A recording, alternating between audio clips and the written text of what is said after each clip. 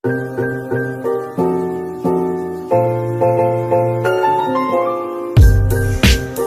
bismillahirrahmanirrahim. Assalamualaikum warahmatullahi wabarakatuh.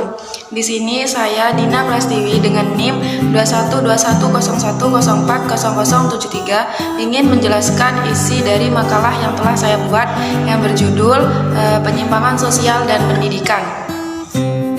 Baiklah, di sini saya akan menjelaskan tentang pengertian penyimpangan. Sebelum saya bahas tentang pengertian penyimpangan, orang yang melakukan atau suatu pelaku yang melakukan tindakan penyimpangan di sini disebut dengan devian. Sedangkan penyimpangan terhadap norma-norma dalam kesusilaan itu disebut dengan deviasi. Baiklah, pengertian penyimpangan di sini berartikan ialah suatu tindakan atau perilaku yang tidak sesuai dengan norma-norma kesusilaan dan kepatutan, baik dari sudut pandang manusia atau agama maupun secara individu dalam pembenarannya sebagai bagian dari makhluk sosial. Penyimpangan berdasarkan sifatnya terbagi menjadi dua, penyimpangan positif dan penyimpangan negatif. Penyimpangan positif ialah penyimpangan yang mana dia bersifat positif, berdampak positif bagi seseorang, yang mana dia mengandung unsur inovatif, kreatif untuk memperluas wawasan. Yang kedua, penyimpangan negatif. Penyimpangan negatif di sini ialah penyimpangan yang mana itu akan berdampak negatif bagi seseorang, karena penyimpangan negatif itu akan mengakibatkan hal buruk dan mengandung hal-hal yang tidak baik. Itu yang disebut dengan penyimpangan negatif. Penyimpangan berdasarkan perilakunya itu terbagi menjadi tiga: penyimpangan individual, penyimpangan kelompok, penyimpangan campuran. Penyimpangan individual ialah penyimpangan yang dilakukan oleh seseorang dalam melanggar peraturan atau nilai-nilai kesusilaan. Nah, menurut kadar penyimpangannya, pelanggaran individual itu terbagi menjadi 5, yakni pembangkang, pembandel, pelanggar, perusuh atau penjahat, munafik. Yang disebut dengan pembangkang ialah orang yang tidak patuh akan nasihat orang tua demi pendiriannya yang kurang baik. Nah, itu yang disebut dengan pembangkang ialah orang yang tidak patuh akan peringatan atau orang yang tidak pernah mendengarkan peringatan seseorang. Itu yang disebut pembangkang. Sedangkan pembandel ialah orang yang tidak mendengarkan nasihat orang tua demi pendiriannya yang kurang baik. Sedangkan pelanggar ialah orang yang menyimpang dari norma hukum yang telah ada atau yang telah berlaku. Perusuh. Nah, yang dimaksud dengan perusuh atau penjahat ialah orang yang sengaja mengabaikan norma-norma umum sehingga itu mengakibatkan kerugian harta benda, jiwa di dalam suatu lingkungan. Yang disebut dengan munafik ialah penyimpangan yang terjadi karena berkata bohong, berkhianat, dan tidak menepati janji. Itu yang disebut dengan munafik. Penyimpangan kelompok ialah penyimpangan yang dilakukan oleh suatu golongan atau beberapa orang yang mana itu mempunyai norma-norma kelompok itu sendiri, yang mana itu bertentangan dengan norma masyarakat. Semisalnya seperti penyebaran narkotika, itu yang disebut dengan penyimpangan kelompok. Sedangkan penyimpangan campuran ialah penyimpangan yang dilakukan oleh suatu organisasi yang telah disusun rapi, yang mana organisasi tersebut melanggar norma umum yang telah ada. Yang selanjutnya, konsep moral dalam pendidikan dan masyarakat. Pendidikan merupakan proses pengubahan sikap dan tingkah laku seseorang atau kelompok orang dalam usaha mendewasakan manusia melalui upaya pengajaran, pelatihan yang memiliki tujuan tertentu. Sedangkan pendidikan moral di sini disebut sebagai pendidikan nilai atau pendidikan afektif. Itu yang disebut dengan pendidikan moral. Tujuan mendasar dari pendidikan moral seharusnya adalah membantu siswa untuk merasakan dunia dari sudut pandang orang lain. Penalaran moral adalah makna sebagai orang yang bermoral dan mengapa kita harus bermoral. Yang D, sekolah sebagai sumber moral anak. Yang seperti kita tahu, pengertian sekolah sendiri ialah suatu lembaga yang dirancang untuk pengajaran siswa atau murid di bawah pengawasan pendidik atau guru. Jadi, di dalam sekolah itu kita dididik untuk bermoral, yang mana moral itu akan terbentuk jika kita mendapat bimbingan dari seorang guru maupun orang-orang yang lebih dewasa yang berada dalam lingkungan sekolah. Maka dari itu, lingkungan sekolah maupun pendidik atau guru itu mempengaruhi moral dari peserta didik. Cara mengatasi dan merawat anak yang berperilaku menyimpang.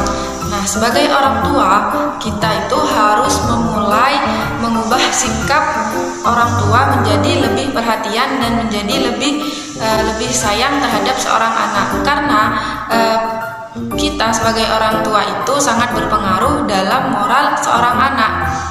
Nah, berikut adalah beberapa cara kita untuk bisa menjaga. Berikut adalah beberapa cara yang bisa orang tua lakukan. Yang pertama, perbanyak waktu luang dengan anak.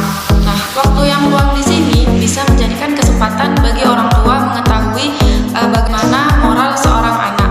Karena dengan kita mempunyai waktu luang yang banyak, kita bisa menanyakan apa kendala mereka, bagaimana teman-temannya, dan kita bisa mengetahui masalah yang mereka sedang alami. Jadi dari situ kita bisa memberikan pengertian atau memberikan solusi dari permasalahan anak tersebut.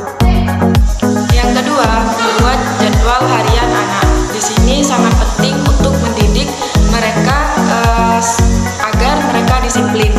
Nah, dari mereka itu membuat jadwal harian, kita bisa mengetahui apa saja yang mereka lakukan dan dengan siapa saja mereka melakukan kegiatan.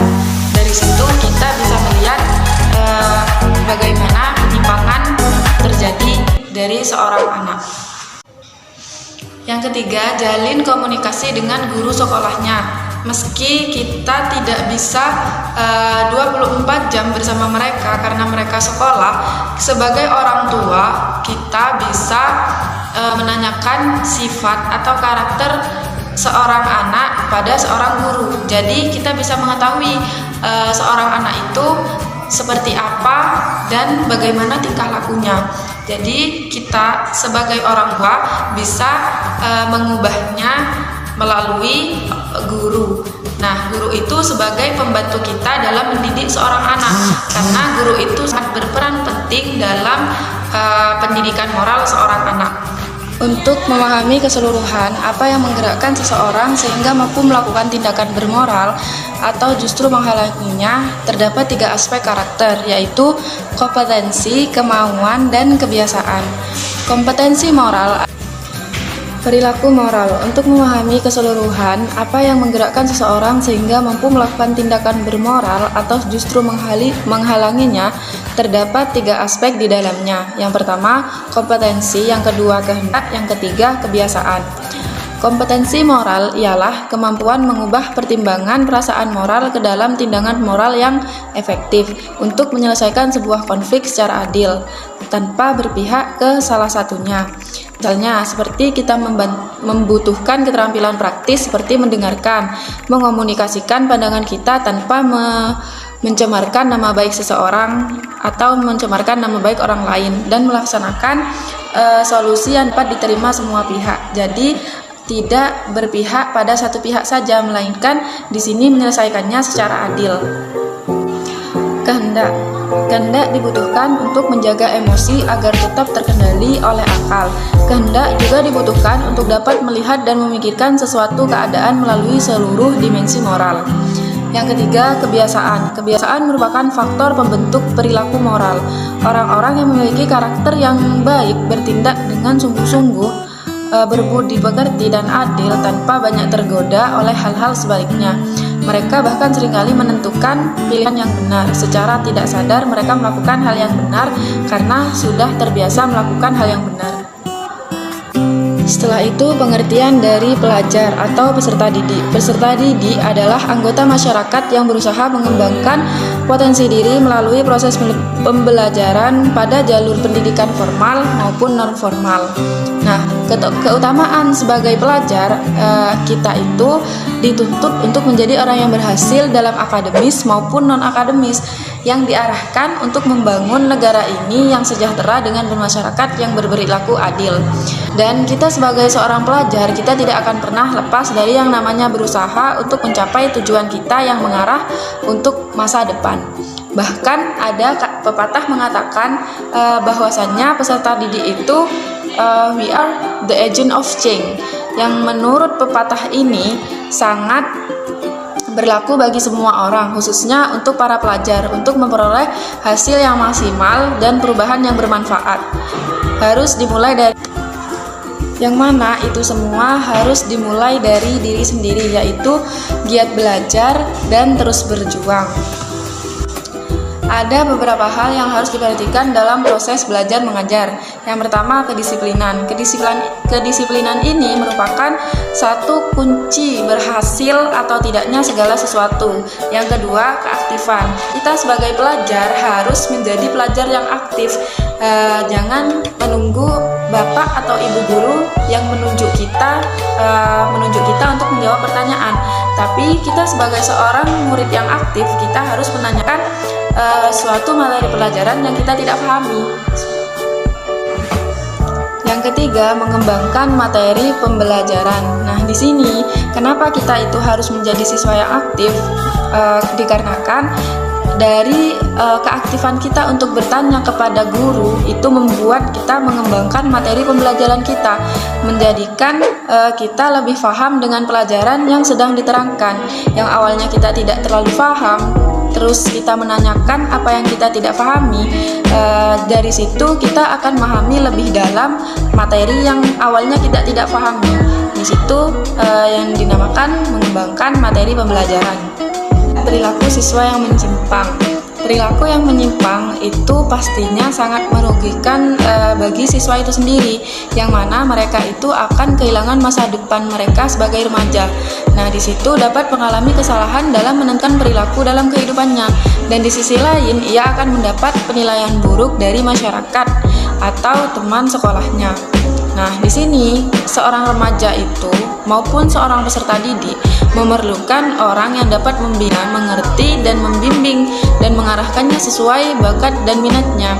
Nah, pastinya kita sudah ketahui peran guru pembimbing dan orang tua yang memahami tentang potensi dirinya akan membantunya menemukan bakat dan minat yang sesuai dengannya. Ada beberapa penjelasan mengenai faktor penyebab terjadinya perilaku yang tidak sesuai norma, yakni yang pertama, proses sosialisasi yang tidak sempurna. Hal ini akan terjadi karena adanya tidak kesetaraan antara pesan yang disampaikan kepada yang lain. Contohnya seperti setiap peserta didik diajarkan oleh guru agar tidak mencontek, tetapi masih banyak dari peserta didik mereka tetap melakukannya. Hal ini yang akan menjadi konflik dari peserta didik karena mereka bingung antara mengikuti sesuai ajaran yang diajarkan oleh guru atau memilih kebiasaan yang memang sudah ada di dalam kelas tersebut. Yang kedua, penyerapan subkebudayaan menyimpang. Di dalam suatu kelompok biasanya memiliki kebudayaannya masing-masing dan ada kebudayaan yang berbeda dengan kebudayaan umum. Contohnya, di daerah lokalisasi ada praktik seks bebas yang dibilang sebagai sesuatu yang mungkin normal yang dilakukan oleh banyak orang. Akan tetapi, akan menjadi sesuatu yang tidak biasa untuk tempat lain, karena hal seperti itu sudah dianggap sebagai perilaku yang menyimpang. Yang ketiga, mengikuti perilaku yang salah. Biasanya, perilaku yang salah banyak diikuti oleh orang karena meniru orang yang sangat berpengaruh ataupun sangat dihormati yang dianggapnya sebagai orang yang mempunyai kedudukan. Yang keempat, ikatan sosial yang berlainan. Setiap orang biasanya berhubungan dengan kelompok yang lain.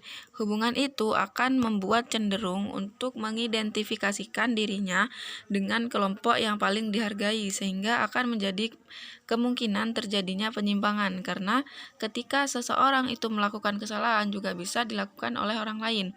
Yang kelima, media massa. Media massa biasanya menjadi faktor penyebab terjadinya penyimpangan, karena tontonan yang kita tonton itu akan mengarah kepada hal yang mungkin tidak kita inginkan. Jika kita menonton hal-hal yang tidak baik, maka sedikit demi sedikit, maka kita akan seperti itu. Yang keenam, lingkungan rumah dan saudara sepermainan. Biasanya lingkungan kita akan berpengaruh besar terhadap perilaku kita, karena jika berada pada lingkungan yang baik, maka kita akan menjadi seseorang yang baik atau terbiasa dengan hal-hal baik. Dan yang sebaliknya, jika kita terbiasa dengan hal buruk, maka sedikit demi sedikit kita mengikuti hal buruk tersebut. Mungkin sekian presentasi dari saya dan semoga bermanfaat. Sekian, terima kasih. Wassalamualaikum warahmatullahi wabarakatuh.